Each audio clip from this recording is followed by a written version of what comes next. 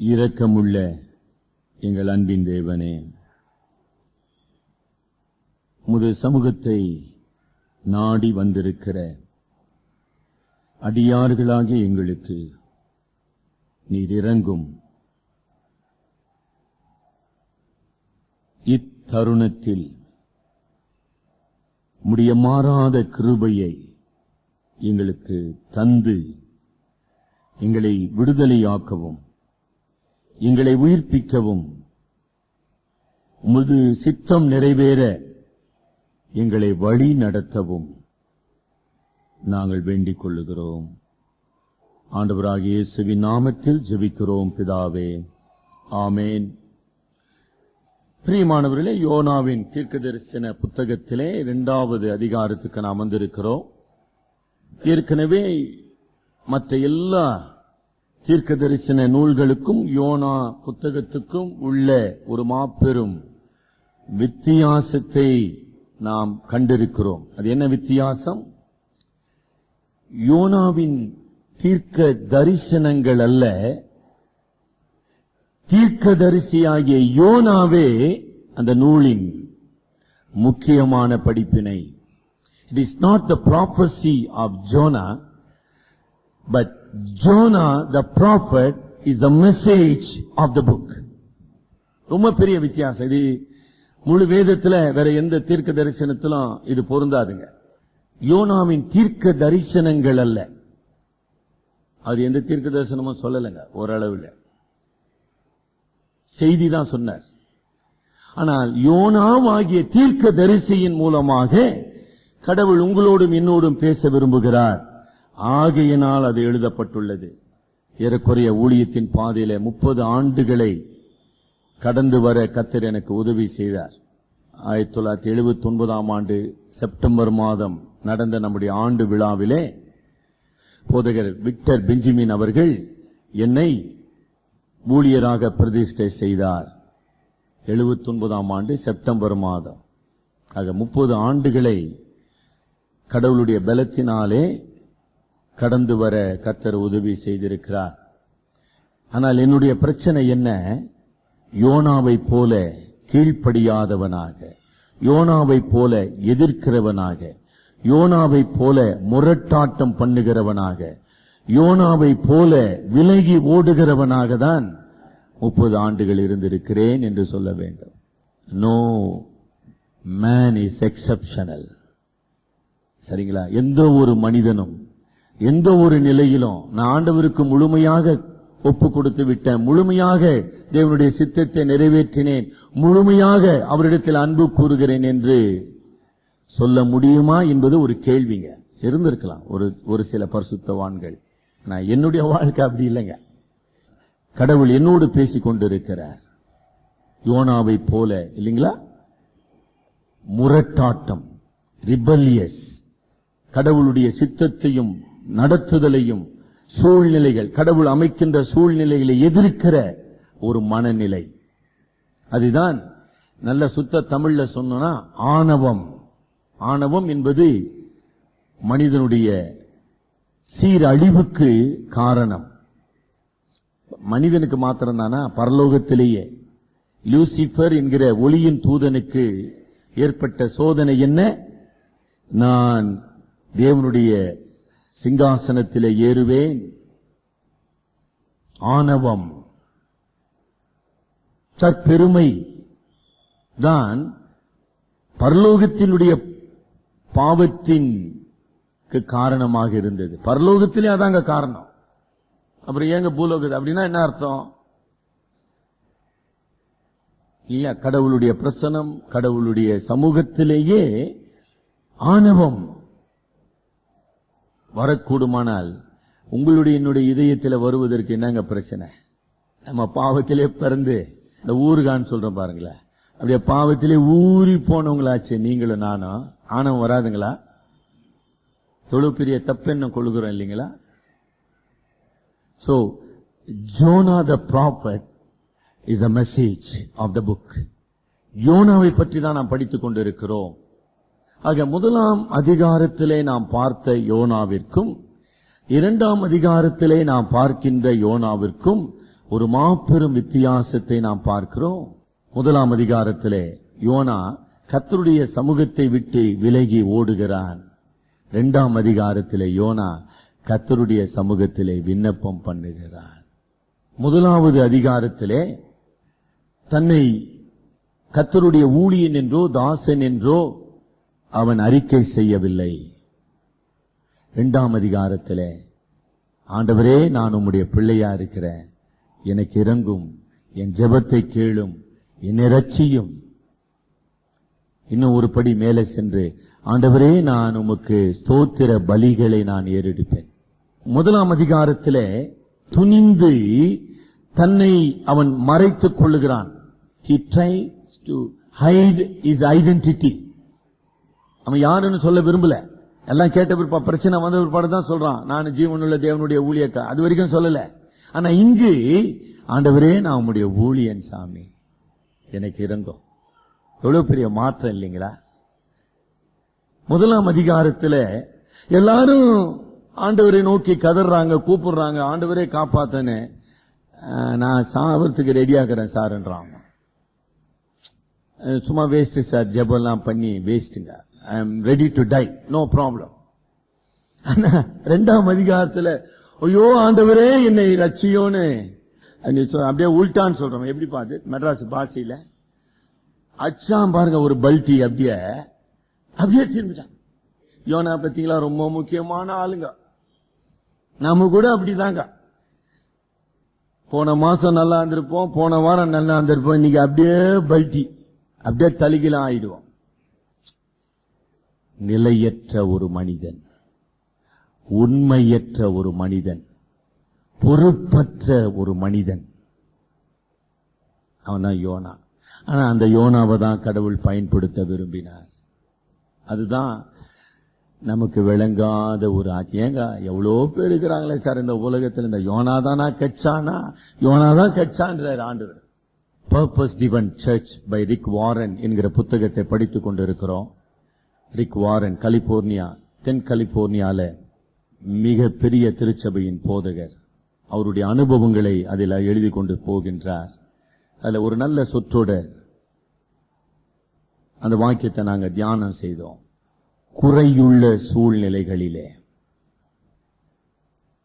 தேவைப்பட்டா எழுதி வச்சுக்கொள்ளுங்க. ஏன்னா இன்னைக்கு திருச்சபையை குறை சொல்வது மிக எளிது, மிக மிக எளிது. ஆனா குறைகளின் மத்தியிலே ஊழியம் செய்வது மிக கடினமானது. அததான் சொல்ற, குறையுள்ள சூழ்நிலையிலே குறைபாடுள்ள மனிதர்களை கொண்டு கிறிஸ்து தம் திருச்சபையை கட்டி கொண்டிருக்கிறார். எவ்வளவு பெரிய சென்டென்ஸ் பாத்தீங்களா? குறையுள்ள, there is no perfect situation in this world, this sinful fallen world. எங்க இருக்குதுங்க? இந்த உலகத்தில் அப்படிப்பட்ட ஒரு சூழ்நிலையை நீங்க உருவாக்க முடியுமா? குறையுள்ள ஒரு சூழ்நிலையிலே, குறைபாடுள்ள, யோனாவை போல, தாவீதை போல, மோசேயை போல, சாலமோனை போல குறையுள்ள மனிதர்களை கொண்டு தம்முடைய ராஜ்யத்தை அவர் கட்டி கொண்டிருக்கிறார். சும்மா நீங்க குறை சொல்லினே உங்களை தேற்றின்னு போற வேலையை நிறுத்திருங்க. யோகியமா சார், யோகியமா சார்னு நீங்க கேட்கறதுனால யோகியமாறுது இல்லைங்க. மற்றவர்களை யோகியம் இல்லை என்று நிரூபிப்பதினாலே நான் யோகியனாக மாறுவது கிடையாது. இந்த உலகத்திலே கிடையாதுன்னா அப்புறம் எங்க தேவனுடைய பார்வையில நீ உன் வேலையை பார்ப்பான்றார். தம்பி, உனக்கு கொடுத்த வேலையை ராஜா ஒழுங்கா செய்யினார் சொன்னாருங்களா? ஞாபகம் இருக்குதா? எங்க ஞாபகம் இருக்குது? யோவான் 21ஆம் அதிகாரத்துல இந்த அங்கேயும் யோனா பாருங்க, யோனாவின் குமாரனாகிய சீமோனே. பாத்தீங்களா? அந்த யோனா சம்பந்தப்பட்டவங்க எல்லாம் கொஞ்சம் ஒரு மாதிரி தாங்க. மருந்துச்சுன்னு போய் மீன் பிடிச்சுன்னுக்கிறான். இவன் பார்த்து யோவானை பார்த்து சொல்றான், ஆண்டவரே இவன் நிலை என்னடே, மரியாதை போடாடே, என்ன சார் இவ்வளவு மட்டமா பேசுறீங்களே? பின்ன அப்படிதாங்க இருக்குது. Jesus spoke very colloquial language. மறந்துடாதீங்க, அது நிறைய பேருக்கு அதுவே ஒரு புரட்சிங்க. he was a revolutionist. he spoke very very colloquial, கொச்சை, அப்படியே பளிச்சுன்னு அடிச்ச மாதிரி பேசினார். அவனை பத்தி எனக்கு தெரியும்பா, நீ உன் வேலையை கவனிப்பான்னு சொன்னாரா இல்லையா? இப்ப ஞாபகம் வந்துச்சா? அதான் முக்கியங்க. சபைகளை குறைகளை சொல்வதற்காக நம்மை கடவுள் நீதிபதிகளாகவோ நியாய சாஸ்திரிகளாகவோ நம்மை நிறுத்தவில்லை. குறைகளை மத்தியிலே பாடுகளை சுமந்து கர்த்தருடைய சித்தத்தை நிறைவேற்றுகிற தேவனுடைய ஊழியர்களாக நாம் திகழ வேண்டும், வாழ வேண்டும். ஆக நம்முடைய குறைகள் அல்ல, குறைகளுக்கு பதிலாக நம்முடைய ஜெபங்கள் எசேக்கியேலை போல, எரேமியாவை போல, நெகேமியாவை போல மக்களின் பாவங்களையும் மக்களின் இருதய கடிதத்தையும் கண்டு நம்முடைய இதயங்கள் உடைக்கப்பட வேண்டும், நொறுக்கப்பட வேண்டும். அதுதான் ஆண்டவர் பார்க்கிறார். இங்கு யோனா ஒரு உடைக்கப்பட்ட மனிதனாக, நொறுக்கப்பட்ட மனிதனாக. சங்கீதம் 51:17 படிங்க. தேவனுக்கு ஏற்கும் பலிகள் நொறுங்குண்ட ஆவிதான். தேவனே, நொறுங்குண்டதும் நறுங்குண்டதுமான இருதயத்தை. கரெக்டா இருக்குதா? யோனா 2ஆம் அதிகாரத்துக்கு கரெக்டா இருக்குது பாருங்க. அந்த வசனம் அதுதாங்க கர்த்தருடைய வசனம். நீங்க நாய் வளர்க்கிறவங்க யாராச்சும் இருக்கிறீங்க? இந்த நாய் இங்க நாங்க வளர்த்து இருக்கங்க 1-2. கடைசி நாய் கொஞ்சம் வெறி கொண்டு போச்சு, வெறி கொண்ட நிலைமைக்கு வந்துருச்சு. நல்லா இருக்கிற நாயை அது ஆக்ரோஷம் கொள்ளும் பொழுது, நீங்க அதெல்லாம் பார்த்திருக்கீங்களா, அனுபவிச்சிருக்கீங்களா? அதை கட்டுப்படுத்துவது கஷ்டம். ஆக்ரோஷம், ஒரு மிருகம் ஆக்ரோஷம் கொள்ளும் போது அதை அடக்குவது கஷ்டம். 1ஆம் அதிகாரத்தில் யோனா கட்டுக்கடங்காதவனாக, கடவுளை எதிர்க்கிறவனாக, கடவுளை நிந்திக்கிறவனாக, கடவுளை பரீட்சை பார்க்கிறவனாக, அதோடு நிக்கல, கடவுளை தூஷிக்கிறவனாக காட்டப்படுகிறான். 2ஆம் அதிகாரத்தில் கடவுள் அவனை நொறுக்குகின்றார். There is no other way. நாங்க படிப்பின பாருங்க, நொறுக்கிட்டார். அப்படியே மாறிடுச்சு பாத்தீங்களா? தமஸ்கு பட்டணத்துக்கு சென்று கொண்டிருந்த தரிசு பட்டணத்து பரிசேயனாகிய சவுல் ஆக்ரோஷம் வெறி கொண்டவனாக சபையை அழிக்க வேண்டும், ஒழிக்க வேண்டும் என்று சென்று கொண்டிருந்த அந்த சவுலை கடவுள் நொறுக்கினார். உங்களுடைய என்னுடைய வாழ்க்கையில கடவுளை எதிர்த்து நீங்கள் ரொம்ப நாள் செல்ல முடியாதுங்க, ரொம்ப தூரம் செல்ல முடியாது. இன்றைக்கு ஆண்டவர் நம்மோடு பேச விரும்புகிறார். கடவுளுடைய சித்தம் செய்ய. யோனா யார்? தேவனுடைய மனிதன், தேவனுடைய தாசன் அல்லது ஊழியன். அவனுக்கு ஒரு செய்தி கொடுக்கப்பட்டது. அந்த செய்தி அவசரமான ஒரு செய்தி. அந்த செய்திக்காக காத்து கொண்டிருக்கிற ஒரு நாட்டினம். இது சும்மா தேவையற்ற ஒரு விஷயமா? உங்க வாழ்க்கையில கடவுள் உங்களை ஊழியராக அழைத்திருக்கிறார் என்கிற தெளிவு முதல்ல இருக்குதுங்களா? இப்ப நீங்க கேட்டீங்கன்னா, ஐயா நான் ஊழியக்காரன் இல்லைங்களே. ஐயோ நான் ஊழியக்காரனே இல்லைங்க, ஏதோ வந்தங்க அப்படியே போனங்க. எப்படிங்க? ஏதோ இந்த மழை கொஞ்சம் அதிகமா பெய்ஞ்சுதுங்க, அதனால பக்கத்துல ஆராதனை நடக்குதுன்னு வந்து உட்காந்துக்கிறேங்க. மழை விட்ட உடனே போயிடுவோங்க. இதுதான் தெளிவுங்களா? நான் தேவனுடைய ஊழியக்காரன், எனக்கு ஒரு ஊழியம் உண்டு, எனக்கு ஒரு அவசர செய்தி உண்டு, ரொம்ப அவசரம். அதை நான் அதை தள்ளி, ஐ கேனாட் போஸ்ட்போன் தட், அதை நான் தள்ளி போட முடியாது. எனக்கு விருப்பம் இல்லாம இருக்கான், ஆனா அந்த கடமையை நான் செய்து முடிக்க வேண்டும். இப்ப யோசனை பண்ணுங்க, ஒரு ஊழியக்காரனாக ஒரு பொறுப்பு, அதாவது கடமை பெற்றவனாக, கமிஷன். சும்மா கடமைன்னு சொன்னா கூட பத்தாதுங்க. கடவுளுடைய பிரதான கட்டளை பெற்ற சீஷனாக இந்த அவசரமான செய்தியை தேவை மிகுந்த ஒரு சமுதாயத்துக்கு, சும்மான சமுதாயம் இல்லைங்க, சும்மா இதுதான் புரிஞ்சுக்கிறது இல்லைங்க. It's not an ordinary society. Nineveh தேவை மிகுந்த ஒரு சமுதாயம், பாவம் நிறைந்த ஒரு சமுதாயம், தேவனுடைய கோப ஆக்கினைக்கு உரிய ஒரு சமுதாயம். அந்த சமுதாயத்துக்கு அந்த செய்தியை நான் குறித்த நேரத்தில் ஒப்படைக்க வேண்டும். தான் யோனாவினுடைய அழைப்பு. உங்களுடைய அழைப்பு? மாநில செய்தி கேட்டு வந்துக்கிறேன் சார், எப்போ மழை விடுன்னு. இன்னும் 24 மணி நேரம் ஆகும் சார்ன்றாங்க. தெளிவாகிறோம் பாருங்க, நம்ம தெளிவா. இன்னும் எவ்வளவு நேரம் சார் மழை பெய்யும்? இப்படியே தாங்க இருக்கிறோம் இல்ல. யோனா தானே படிக்க போறோம். படிச்சுட்டு வந்தீங்களா? 2ஆம் அதிகாரம் தியானம் பண்ணீங்களா? கேள்வி கேட்டீங்களா?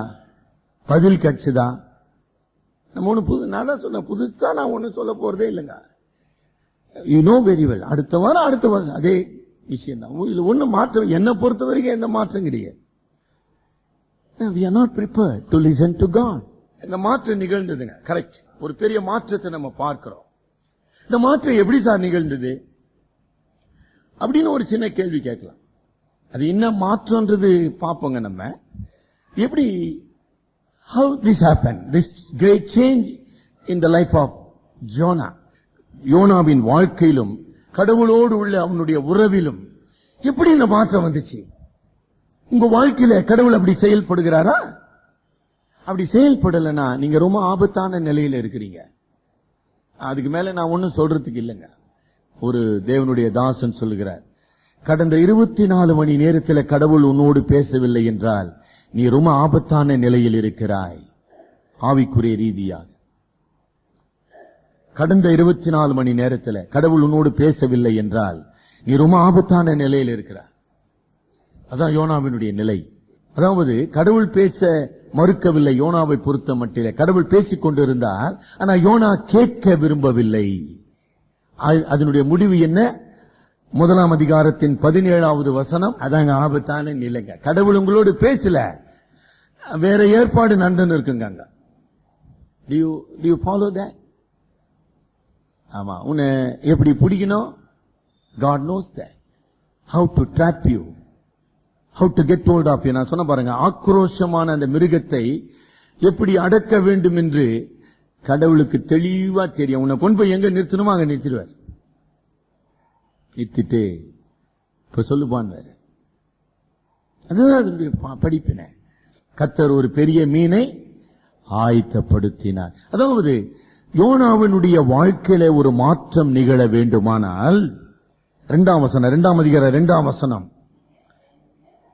அப்போதுங்கம்மா அந்த வார்த்தை தான் நமக்கு வேணுங்க. என் நெருக்கத்திலே, கடவுள் உன்னை நெருக்கத்தில் கொண்டு வந்து நிறுத்துவார். உங்க வாழ்க்கையில மாற்றம் ஏற்படல, கட்டாயமா you will face crisis in your life. அவ்வளவுதான். இதுதாங்க படிப்பின. இதுதான் படித்துக் கொண்டு இருக்கோம். 32ஆம் சங்கீதம் 9ஆம் வசனம் படிங்க. 32ஆம் சங்கீதம் 9ஆம் வசனம். 9. வாரினாலும் கடிவாளத்தினாலும் வாய் கட்டப்பட்டால் ஒளிய உன் கிட்ட சேராத புத்தி இல்லா குதிரையை போலவும் கோவேறு கழுதையை போலவும் இருக்க வேண்டாம். நான் தெளிவா இருக்குதுங்களா? மோசஸ் உட்காந்துக்கிறார். மோசஸ் சும்மா அவர் ஆண்டவர் நெருக்கத்தில் பிடிச்சார். சும்மா சொல்லுங்க, அவர் சாட்சி கேட்டது இல்லையா? கொஞ்சம் பேர் மறந்துட்டு இருப்பீங்க. மோசஸ் ஏறக்குறைய பல ஆண்டுகள், 14 ஆண்டுகளுக்கு மேலாக போதைக்கு அடிமையாயிருந்த ஒரு சகோதரர் மரித்து அனாதியாக கிடைக்கிற தாயின் பிணத்தை மீது அன்பற்ற ஒரு நிலையில வாழ்ந்து கொண்டிருந்த ஒரு வாலிபன். கல்லறை லிட்டரலி அவருடைய உறைவிடம் இங்க ஓட்டேரி சுடுகாடு. சும்மா தமாச்சுக்கு சொல்ல, கேளுங்க அவர்கிட்ட. நீங்க ஆராதனை முடிஞ்சு கேளுங்களா அவரை, நீ எங்க பாருந்த நெருக்கத்திலே உன்னை கொண்டு வந்து நிறுத்துவார். கடவுள், உயிர் உள்ள கடவுள், நீ அவருடைய பிள்ளையாயிருப்பாயனால் கட்டாயமா உனக்கு நிறுத்துவார். நீ ஒண்ணு அதுக்கு தேடிக்கிடி போக வேண்டிய அவசியமே கிடையாது. நெருக்கம், கிரைசிஸ், யாரா இருந்தாலும் சரிங்க. கடவுளுக்கு நம்மளாம் தூசிங்க, தூசிக்கு சமானம். இன்னொரு நல்ல டெர்மினாலஜி, சைக்காலஜிக்கலி நம்மை கடவுள் சூன்யமாக்கி விடுவார். அந்த நெருக்கடி வந்தாதான் புரியும். வாழ்க்கையில எல்லாவற்றையும் இழந்து, யோபை போல எல்லாவற்றையும் இழந்துமா, நத்திங் டு ஹோல்ட் ஆன், எதையும் சார்ந்து கொள்ளவோ பிடித்துக் கொள்ளவோ ஒன்றும் கிடையாது. அங்க கொண்டு நிறுத்துறார். இப்ப யோனா எங்க இருக்கிறாரு? எதை பிடிக்கிறதுங்க? மீன் வயிற்றுல எதை பிடிக்கிறது? குடல் தான் பிடிக்கணும். குடல் எப்படி தான் இருக்கான் சார்? நாங்க சாப்பிட்ட குடல் எங்க சார் சாப்பிடுறோம்? மீனை தானே சார் சாப்பிட்டுக்கிறோம் நாங்க. நீங்க என்ன சார் குடல் விஷயம்லாம் கேட்டு நிக்கிறீங்க? வளவிழா கொலக்கொலான்னு இருக்க இல்லைங்க. அது எங்க பிடிக்கிறது? I want you to contemplate on that thought. கடவுள் உன்னை கொண்டாந்து நிறுத்துறாரு பாருங்க. மெட்ராஸ் பாஷையில அட்ரஸ் இல்லாத ஆகிடுவார். உன்னை அட்ரஸ் இல்லாத ஆகிடுவார். இதான் ஆகிட்டார். தனிமை. தனிமை. வேற எதுவும் மனிதனை கொல்ல வேண்டிய அவசியம் இல்லை. உங்களை கொண்டு போய் வாங்க விட்டோன்னு வச்சுங்க, you will die. தனிமை உங்களை கொன்றுவிடும். வெறும் தனிமையா? கடவுளுடைய பிரசன்னத்தை உணராத ஒரு நிலை. அங்க 2 முறை சொல்றாரு பாருங்க. 3ஆம் வசனத்தின் முதல் பகுதி, என்னை தள்ளிவிட்டீர். கடவுள் தள்ளலைங்க, இவன் உணர்றான். அதோட போச்சுங்க. அப்புறம் என்ன சொல்றாரு? 4ஆம் வசனம், தள்ளப்பட்டேன். கடவுள் இருக்கிறார், கடவுள் பார்க்கிறார், கடவுளை ஒண்ணுமே இல்ல. அந்த நிலைமைக்கு கொண்டு போய் நிறுத்திட்டார் யோனாவை. இப்ப பேசுவா ராஜா, கொஞ்சம் பேசி பார்க்கலாம். பார்த்தீங்களா? சூன்யமாக்கப்படும் நம்முடைய வாழ்க்கை. யோனா இதுக்கு ஒரு அளவுலங்கம்மா. 31ஆம் சங்கீதம் நம்ம படிச்சோம். 31ஆம் சங்கீதத்துக்கு திருப்புங்க. அவன் நிலைமை எப்படி இருந்ததுன்றத யோனா இந்த 9 வசனங்களிலே, யோனா 2ஆம் அதிகாரம் முதல் 9 வசனங்களிலே 9 சங்கீதங்களிலிருந்து அவன் மேற்கோள் காட்டுகிறான். அதுல ஒரு சங்கீதம் இந்த 31ஆம் சங்கீதம். இந்த 31ஆம் சங்கீதம் 9ஆம் வசனம், 10ஆம் வசனம், 11ஆம் வசனம். எனக்கு இறங்கும் கர்த்தாவே, நான் நெருக்கப்படுகிறேன். என் கண்ணும் என் ஆத்துமாவும் என் வயிறும் கருகி போயிற்று. என் பிராணன்னா உயிருங்க. என் உயிர் சஞ்சலத்தினாலும் வருஷங்கள் தவிப்பினாலும் கழிந்து போயிற்று. என் அக்கிரமத்தினாலே குறைந்து உழந்து போயிற்று. யாவருக்கும் நிந்தையும் ஆனேன். 12வது வசனம், செத்தவனை போல எல்லாராலும் முழுவதும் மறக்கப்பட்டு உடைந்த பாத்திரத்தை போலானே. ஆக யோனா மீனின் வயிற்றில் இருந்த அனுபவமா மரண அனுபவம். மரண படுக்கை அல்ல, மரணத்தை கடந்து செல்லுகின்ற ஒரு அனுபவத்துக்குள்ளாக யோனாவை ஆண்டவர் அழைத்து சென்றார். சும்மா சின்ன விஷயம் கிடையாதுங்க. இது ரொம்ப சின்ன விஷயமா தெரியுதுங்களா? மரண சூழ்நிலையிலே நாம் சூனியமாக்கப்படுவோம். சூனியம் ஜீரோ. மற்றவங்க செத்துட்டாலே நம்ம அம்போன் ஆயிடுறோம். மெட்ராஸ் பாஷையில அவங்க விசுவாசி இல்ல. இப்ப அந்த சகோதரி நேத்து அப்படியே உடைஞ்சிட்டாங்க, கொலைஞ்சிட்டாங்க, அப்படியே சிதைந்துட்டாங்க. ஐயா, எங்க அம்மா மரணத்தோடு போராடி கொண்டு இருக்கிறாங்க. மற்றவங்க இறந்தாலே இவ்வளவு நிலைமை வருதுங்களே, நம்ம மரண நிலையில எப்படிங்க இருக்கான்? அதை கொஞ்சம் சிந்தனை பண்ணுங்க. அததான் யோனா 2ஆம் அதிகாரம். It reflects the death experience. What is death? மரணம் என்றால் என்ன? நம்முடைய சரீரங்கள் மாத்திரம் அல்ல, நம்முடைய மனம், நம்முடைய ஆத்துமா, நம்முடைய ஆற்றல். எதோ சொல்றோம், எனக்கு இது அது இருக்குது அது இருக்குது, அப்படியே சூன்யம். சூன்யம் புரியுதுங்களா? ஜீரோ, ஒன்றுமில்லை. அதான் அதனுடைய பொருள். நெருக்கப்பட்டேன். எந்த ஒரு மனிதனும் சர்வ வல்லமையுள்ள கடவுளை எதிர்த்து நீண்ட நாள் போராட முடியவே முடியாது. வாழ்க்கையில கடவுள் மனம் திரும்புதலை விரும்புகிறார். சார், நான் ஒன்னும் போராடலையே சார்னு நீங்க சொல்வீர்களானால் என்னுடைய அன்பான பதில், கடவுள் உங்களுக்கு கொடுத்த கடமையை, கட்டளையை, சபையின் பொறுப்பை நிறைவேற்றிக் கொண்டிருக்கிறீர்களா? எனக்கு தெரியாது சார் சொன்னீங்கன்னு வச்சுங்க, நீங்க யோனா நிலைமையில இருக்கிறீங்க. அது பதில் இல்லையே. கடவுள் நம்மை ரட்சித்தார். நம்மை திருச்சபையிலும் குடும்பத்திலும் சமுதாயத்திலும் அவருடைய சாட்சியாக வைத்திருக்கிறார். நான் எனக்காக இந்த உலகத்தில் வாழ வேண்டிய அவசியமே இல்லையே. என் ஆண்டவர் இரட்சகருமாகிய தேவனுக்காக நான் வாழுகிறேன். ஒரு நிலை. அடுத்த நிலை, என்னை சுற்றியுள்ள மக்கள், அது யாருன்னா இருக்கட்டும், குடும்பமா இருக்கட்டும், அவர்களுக்கு நான் கடவுளின் சாட்சியாக வாழ வேண்டியவன். இதை மறந்துட்டு சார்னா, ஐயோ நாம அதுக்கு மேல ஒன்னும் சொல்றதுக்கு இல்லைங்கம்மா. கட்டாயமா நம்முடைய வாழ்க்கையில நெருக்கங்கள் கடவுளுடைய ஆளுகையினால் அனுமதிக்கப்படும்.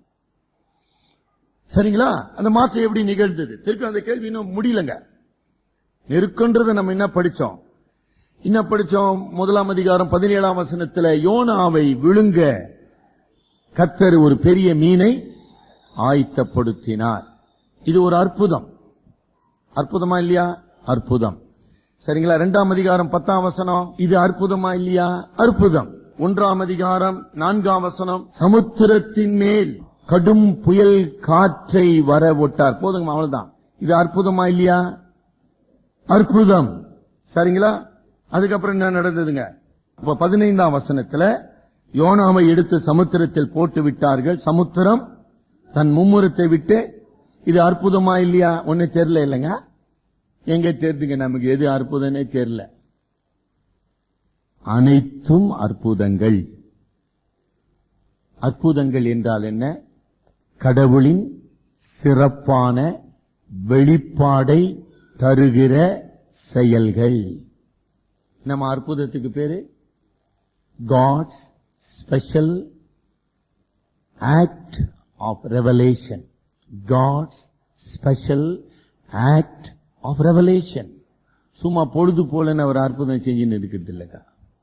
நீங்க வேற கோயில்ல போய் அதெல்லாம் தெரிஞ்சுக்கலாம். என்ன சார், இது அப்படி இல்லை.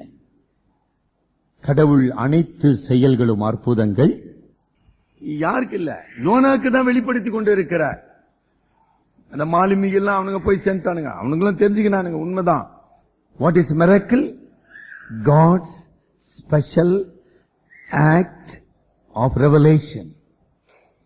இப்போ உங்களை பார்த்து ஒரு கேள்வி, கடவுள் உங்கள் வாழ்க்கையில் அற்புதம் செய்தாரா? தெரியல சார், ரொம்ப கஷ்டம் சார். தெரியலன்ட்டீங்க? ஐயோ ரொம்ப கஷ்டங்க. நான் எப்படிங்க உங்களுக்கு அற்புதத்தை செய்ய முடியும், காட்ட முடியும்? God acts. கடவுளின் வாழ்க்கையில நிச்சயமாக செயல்படுகிறார். அதுல எந்த சந்தேகமும் இருக்க வேண்டிய அவசியம் இல்லை.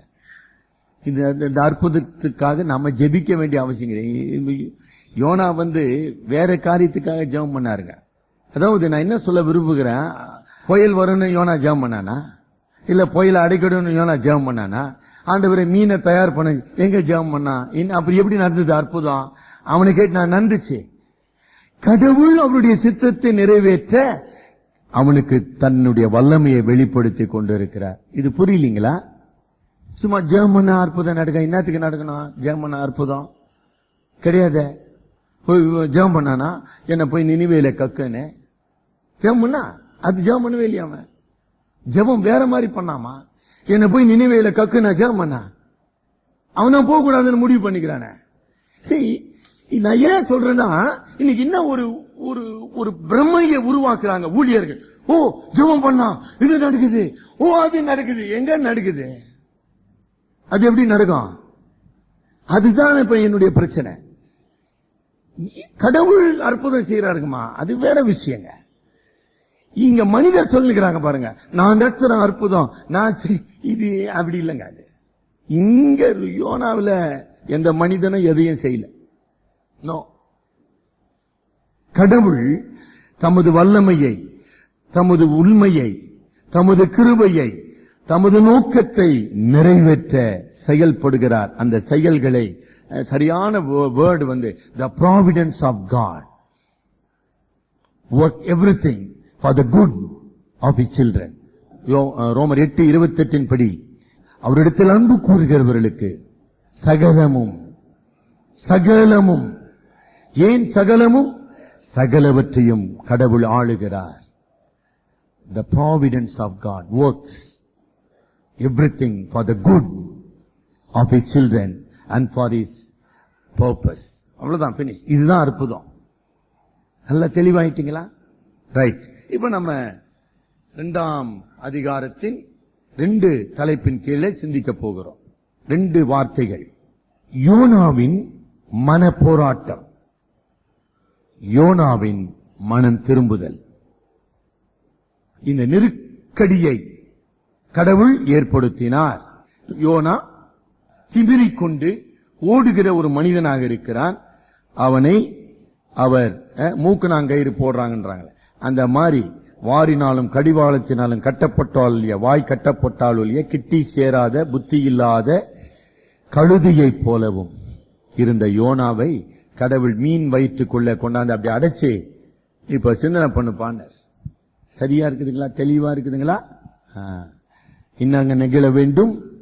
அவனுக்குள் மன போராட்டத்தை கடவுள் வெறும் சரீர போராட்டம் மாத்திரம் இல்லைங்க, அதாவது மீன் வயிற்றுல அவன் சரீர ரீதியாக பட்ட பாடுகள் மட்டுமல்ல, மன ரீதியான போராட்டங்கள். இந்த மன போராட்டம் மனம் திரும்புதலை அவனுக்குள் கொண்டு வர வேண்டும். அதான் கடவுளுடைய திட்டம். இந்த வழிக்கு என்னங்க பேரு? பைபிள்ல என்ன பேர் போட்டிருக்குதுங்கம்மா? எபிரேயர் 12ஆம் அதிகாரம் 6ஆம் வசனம். எபிரேயர் 12:6. எவனிடத்தில் அன்பு கூறுகிறாரோ அவனை அவர் சிட்சித்து தாம் சேர்த்துக் கொள்ளுகிற எந்த மனுஷனையும் தண்டிக்கிறார் என்று பிள்ளைகளுக்கு சொல்லுகிறது போல, தான் அன்பு கூறுகிற எந்த மனிதனிடத்திலும் அவர் சிட்சிக்கிறார், தண்டிக்கிறார். அதாங்க God's way of discipline. கடவுள் ஒரு பரிசுத்தத்தின் கடவுள். Holy God of holiness, God of righteousness. அவருடைய பரிசுத்தத்துக்கு முன்பாக, அவருடைய நீதிக்கு முன்பாக மனிதனுடைய அவபக்தி, மனிதனுடைய துரோகம், மனிதனுடைய நம்ம ஏற்கனவே சொன்னோம் ஆணவம் அங்க நிக்கவே கூடாது. அதாவது சுட்டரிக்கப்பட வேண்டும். அவனுக்கு சரீரத்தில் எந்த பாதிப்பும் ஏற்படலங்க. It is a miracle. மீன் வயிற்றுக்குள் கடவுளின் அற்புதம். ஒரு பாதிப்பும் அவனுக்கு கிடையாது. பசி கூட எடுக்கல, தண்ணி தாகம் கூட எடுக்கலங்க. எப்படி சார் உங்களுக்கு தெரியும் கேட்டீங்களா? அது நல்ல கேள்விங்க. உங்களுக்கு எப்படிங்க அதெல்லாம் தெரியும்? எங்க தண்ணி குடிச்சா சாப்பிட்டானுக்குதாங்க. எப்படி தண்ணி குடிக்காம இருக்கிறது? தண்ணி குடிக்காம எப்படி இருந்தா அது ஒரு அற்புதம். தண்ணி குடி எங்க இருக்குது தண்ணி குடிக்கிறதுக்கு? என்ன தண்ணி குடிச்சிருக்கணும் அவன்? குடிச்சிருந்தா நான் என்ன பேசிக்கொண்டு he was kept alive. It is a miracle of God. அவ்வளவுதான் அற்புதம். அவனுக்கு சரீரத்தில் ஒரு பாதிப்பு. ஆமா, he came out refreshed. புது பலன் அடைந்தவனாக அவன் நினிவேயின் கரைகளிலே வந்து விழுகின்றான். சரீரத்தில் ஒரு பிரச்சனை இல்லைங்க, மனம். அதை சொல்ல விரும்புகிறேன். சரீரத்தில் அவன் சொல்றான், பாதாளத்தின் ஆடித்தனத்துக்கு போன, சமுத்திரத்தின் நடுமையத்துக்கு போன, அதெல்லாம் கரெக்ட். அதாவது பிசிக்கலி. ஆனா அவனுடைய போராட்டம் என்ன? மன ரீதியான போராட்டம். மன ரீதியான போராட்டத்திலே என்ன நம்ம பார்க்கிறோம்? நம்ம ஏற்கனவே படிச்சிட்டோம்.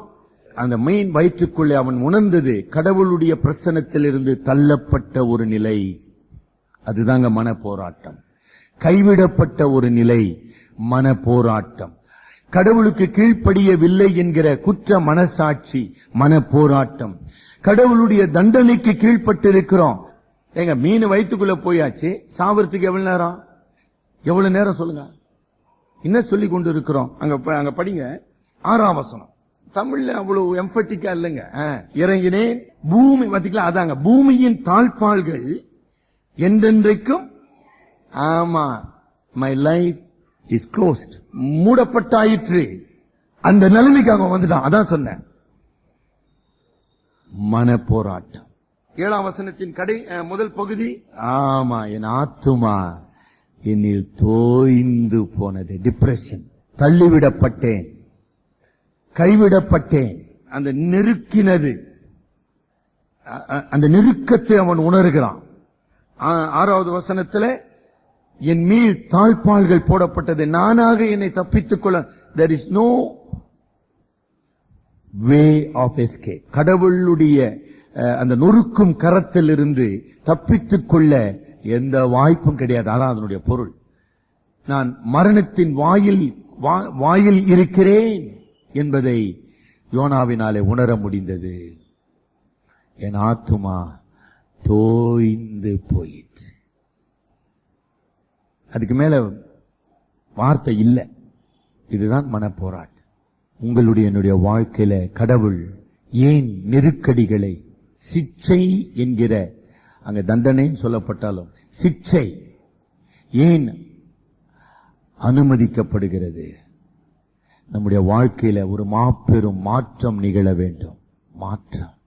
நீங்க மீனை பத்தி குறை சொல்லினே, மீன் வயிறு இடிக்குது, மீன் வயிறு நாத்த அடிக்குதுன்னு சொல்லிக்கிறதுக்கு இல்லைங்க. அது எல்லாம் புரியுதுங்களா? நெருக்கத்தில் நாம் வைக்கப்படும் போது சூழ்நிலைகளை குறை சொல்வதற்காக 2ஆம் வசனத்திலிருந்து 9ஆம் வசனம் பாத்தீங்கன்னா, ஒரு இடத்துல கூட மீனை பத்தியோ மீன் வயிற்றை பத்தியோ அவன் பேசிக்கிறானா?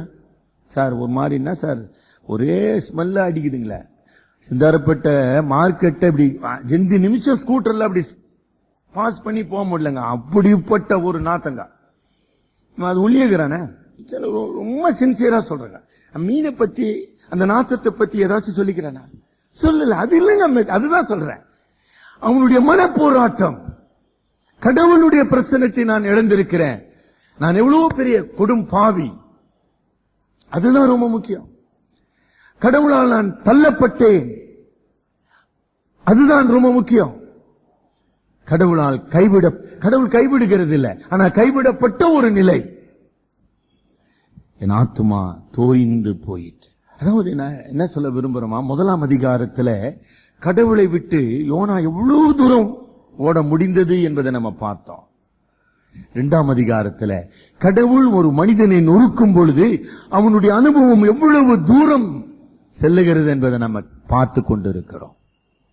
31ஆம் சங்கீதத்துல தாவீதினுடைய கருத்தை பார்த்து, திருப்பி 142ஆம் சங்கீதத்துல வாசம் இல்லைங்களா, வேத பாடத்துல என்ன அழகா அங்கு சொல்லப்படுது பாருங்க. அதுவும் தாவீது கெபியில் இருக்கும் பொழுது கர்த்தரை நோக்கி, அதாவது சவுலுக்கு பயந்து கெபியில அவன் ஒளிந்து கொள்ளுகிறான், மரணத்தின் வாயில் இருப்பதை உணர்கிறான். இதே கருத்தை யோனா ரிஃப்ளெக்ட் பண்ற. 6ஆம் வசனம், என் கூக்குரலுக்கு செவிகொடும், நான் மிகவும் தாழ்த்தப்பட்டேன். அப்புறம் 3ஆம் வசனம், என் ஆத்துமா என்னில் தோய்ந்து போயிடுச்சு. எல்லாம் சும்மா சின்ன அனுபவமா நினைச்சுக்கிறீங்களா நீங்க? என் ஆவி என்னில் ஜெபிக்க முடியல, ஜெபிக்க விரும்புகிறேன், ஜெபிக்க முடியல.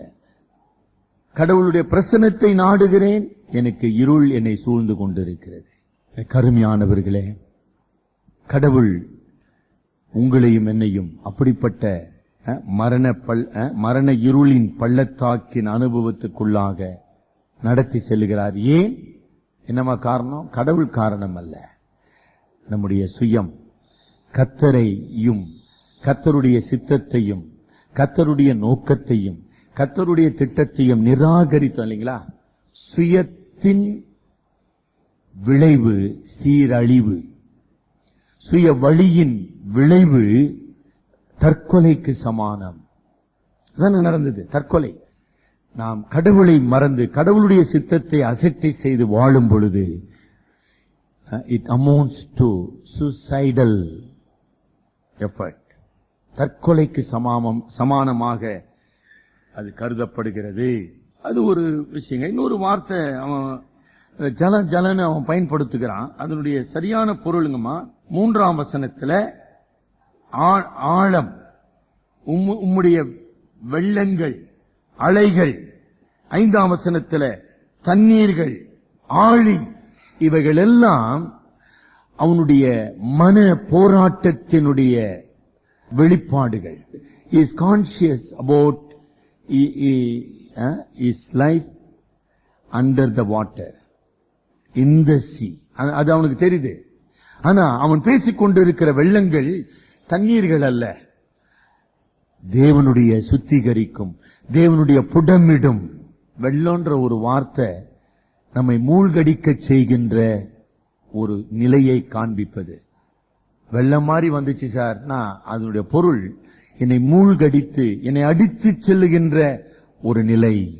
அப்படிப்பட்ட கடவுளின் புடமிடும் செயலுக்குள்ளாக நான் எடுத்து செல்லப்படுகிறேன்.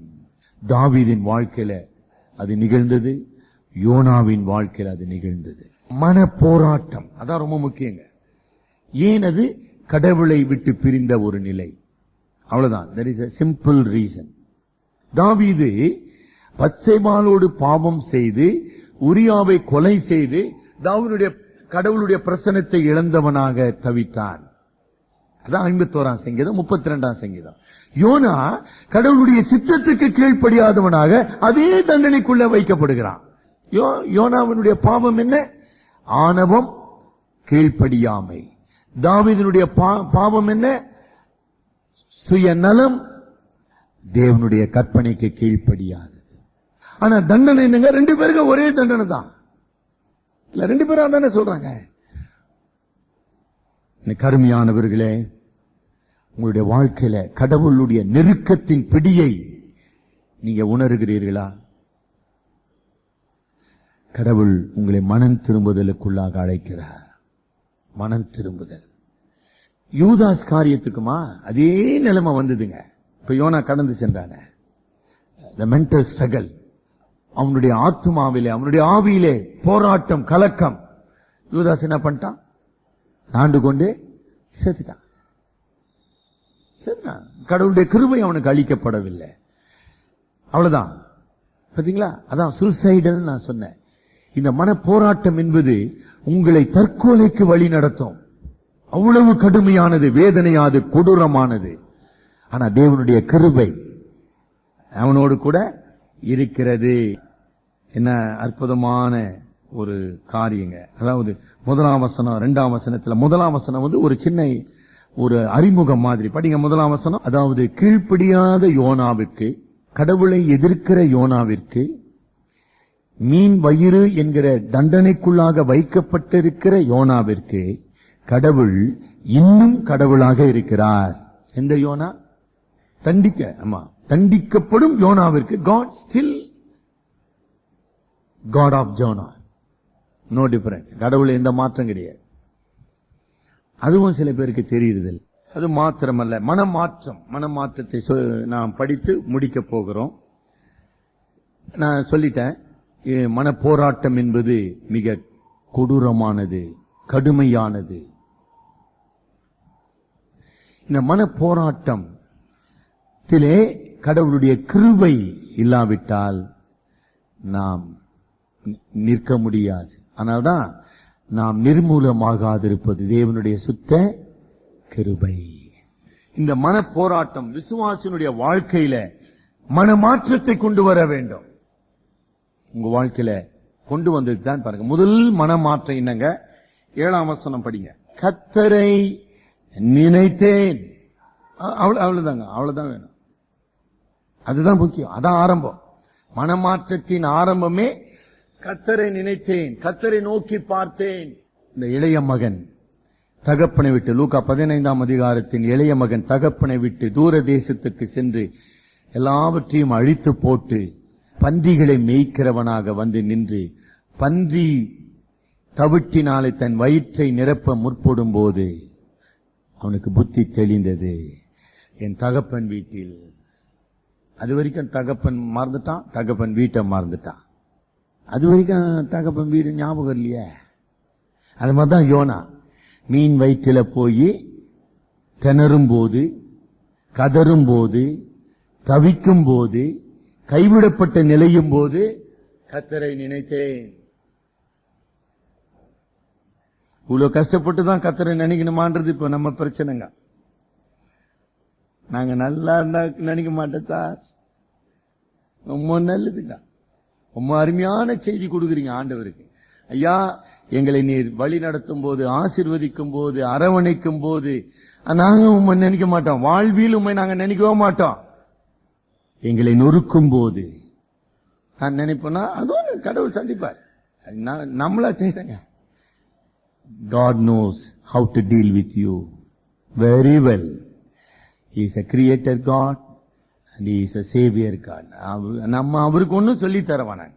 அவர் எல்லாரையும் எப்படி சந்திக்கணுமோ அப்படி சந்திப்பார். சரிங்களா? நினைத்தேன், அதுதான் ரொம்ப முக்கியம். அதுக்கு பல வார்த்தைகளை சொல்லலாம் ஆங்கிலத்தில். Self realisation. அவனுக்கு புத்தி தெளிந்த போது, நான் யார், என்னுடைய கடவுள் யார் சொன்னா இல்லைங்களா? அந்த கடவுள் யாருங்க?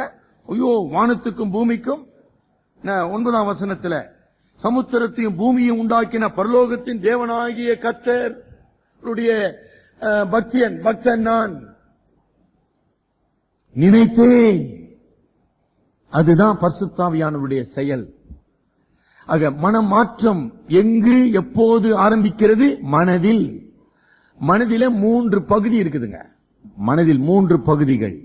முதலாவது புரிந்து கொள்ளுதல், 2வது நினைவு கூறுதல், 3வது தீர்மானித்தல். Understanding, memory and will. நல்லா கவனிச்சிங்களா? மனமாற்றம் என்றால் என்ன? ஏன் யோனா கடவுளை எதிர்த்து ஓடுகிறவனாக மாறினான்? அவனுடைய அதாவது புரிந்து கொள்ளும் திறன் சரியாக வேலை செய்யவில்லை. அண்டர்ஸ்டாண்டிங், மெமரி அண்ட் வில், இல்லைங்களாமா? அவனுடைய புரிந்து கொள்ளும் திறன், அவனுடைய அறிவு, கடவுளை பற்றிய அறிவு, கடவுளுடைய நோக்கத்தை பற்றிய அறிவு, கடவுளுடைய ரட்சிப்பின் அன்பை குறித்த அறிவு சரியா செயல்படல. ஆகவே என்ன பண்றான்? தன்னுடைய சித்தத்தை பயன்படுத்தி என்ன செய்யறான்? கடவுள் மீது கோபம், நினிவே மக்கள் மீது கோபம் கொண்டு ஓடுகிறவனாக இருக்கிறான். அவனுடைய அறிவு சரியாக, his mind was not enlightened, ஒளி பெறவில்லை. ஆகவே அவன் நினிவே மக்களை எதிர்க்கிறேன் என்று சொல்லி கடவுளை எதிர்க்க ஆரம்பித்து விட்டான். விளைவு மீன் வயிற்றிலே சிக்கி இருக்கிறான். இப்ப என்ன பண்ணுதுங்கம்மா? நினைவு. பாத்தீங்களா? இரண்டாவது பகுதி நினைவு, மெமரி. ஐயோ, ஒரு உயிருள்ள கடவுள், சர்வ வல்லமையுள்ள கடவுள், நிலை மாறாத கடவுள், கருணையுள்ள கடவுள் இருக்கிறாருங்க. ஞாபகம் புத்தி தெளிந்த போது இப்ப மாற்றம் புரிஞ்சிச்சுங்களா? இந்த கடவுளை பற்றிய நினைவு, அதுதான் அந்த சங்கீதங்களின் காரியங்கள்லாம் விளக்குதுங்க. ரொம்ப அருமையான ஒரு வசனங்கம்மா. 4ஆம் வசனம் படிங்க. 1 ராஜாக்களின் புஸ்தகம் 8ஆம் அதிகாரம் 38ஆம் வசனம் பாருங்க. இதெல்லாம் யோனாக்கு தெரியும். யோனா வேதத்தை கற்றவன், அவன் ஒரு தீர்க்கதரிசி. யோனா 8:38 சாலமோன் ராஜா தேவாலயத்தை பிரதிஷ்டை செய்த போது ஏறெடுத்த ஜெபத்தில் வருகிற ஒரு உண்மை, உம்முடைய ஜனமாகிய இஸ்ரவேல் அனைவரிலும் எந்த மனுஷனானாலும் தன் இதயத்தின் வாதையை உணர்ந்து இந்த ஆலயத்துக்கு நேராக தன் கைகளை விரித்து சகல விண்ணப்பத்தையும் சகல வேண்டுதலையும் உம்முடைய வாசஸ்தலமாகிய பரலோகத்தில் இருக்கிற தேவரீர் கேட்டு மெமரி சும்மா பளிச்சுன்னு அடிச்சது பாருங்க, மின்னல் அடிச்சது பாருங்க. என்ன மாதிரி வசனம் பாருங்க. கடவுளுடைய வசனம் ஒரு நாள் வீணா போகிறது இல்ல. The word of God inspires faith. Inspires. நம்ம இதயத்துல விசுவாசம் கிடையாது. விசுவாசமற்ற நமது இதயத்திலே தேவனுடைய வார்த்தை விசுவாசத்தை ஊடுருவச் செய்கிறது. பாத்தீங்களா? தன் இதயத்தின் வாதையை உணர்ந்து இந்த ஆலயத்துக்கு நேராக தன் கைகளை விரித்து, இவங்க கையில விரிக்கிற நிலைமையில யோனா இல்ல. விண்ணப்பத்தையும் வேண்டுதலையும் உம்முடைய வாசஸ்தலமாகிய பரலோகத்தில் இருக்கிற தேவரீர் கேட்டு மன்னித்து நினைவு கூர்ந்தே. ஐயோ ஆண்டவரே, நான் நினைவு கூர்ந்தேன் சாமி. என்ன அருமையான ஒரு மனமாற்று. உங்க வாழ்க்கையில ஆண்டவருடைய வசனம் உங்களை மனம் திரும்புவதற்காக, தேவனிடத்திலே உங்களுடைய பாவங்களை அறிக்கை செய்வதற்காக, தேவனுடைய மன்னிக்கும் கிருபையை முற்றிலுமாக சார்ந்து கொள்வதற்கு உங்களை வழி நடத்துச்சா? நம்ம எந்த ஆலயத்துக்கு நேராக நம்ம திருப்ப வேண்டிய அவசியம் இல்லைங்கம்மா. சிலுவைக்கு நேராக நீங்க வந்துட்டீங்களா? சிலுவை அண்டையில வந்தீங்களா? உங்களுடைய மன போராட்டம், மனவேதனைகள் உங்களை சிலுவை அண்டையிலே நடத்தினதா? யோனாக்கு சிலுவை தெரியாதுங்க, நமக்கு தெரியுமே. 1 யோவான் 1:9 படிங்க. 1 யோவான் 1:9. நம்முடைய பாவங்களை நாம் அறிக்கையிட்டால் பாவங்களை நமக்கு மன்னித்து நம் எல்லா அநியாயத்தை நம்மை விட்டு நீக்கி நம்மை சுத்திகரிப்பதற்கு அவர் உண்மையும் நீதியும் சிலுவையில் அல்ல கிருபாசன தண்டையிலே நமக்காக காத்து கொண்டிருக்கிற பிரதான ஆசாரியராக அவர் இருக்கிறார். வந்துட்டீங்களா? மன போராட்டத்திலே உழன்று கொண்டிருக்கிறீர்களா? மன போராட்டத்திலே உழன்று கொண்டிருப்பது அழிவை கொண்டு வரும். நான் தான் சொல்லிட்டேன்.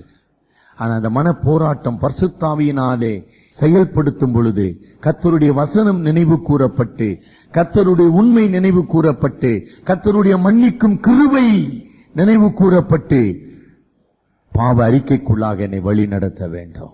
உங்களை வழி நடத்துச்சா? சரியா? 2 அவன் என்ன செய்யறாங்கம்மா? நினைத்தேன். அப்ப புரிந்து கொள்ளுகிறான். கடவுளுடைய வார்த்தையை நினைவு கூர்ந்தது. He now understands. இப்பதான் புரிந்து கொள்ளுகிறான். அவன் கடவுளுடைய நோக்கத்தையும் கடவுளுடைய சித்தத்தையும் அவன் புரிந்து கொண்ட காரணத்தினாலே என்ன செய்யறான்? 1ஆம் வசனத்துல தன் தேவனாகிய கர்த்தரை நோக்கி விண்ணப்பம் பண்ணினான். 2ஆம் வசனத்தின் முடிவில கூக்குரலிட்டேன். அப்புறம் 4ஆம் வசனத்துல நோக்குவேன். I will look upon you. ஆண்டவரை நோக்கி நான் பார்ப்பேன்.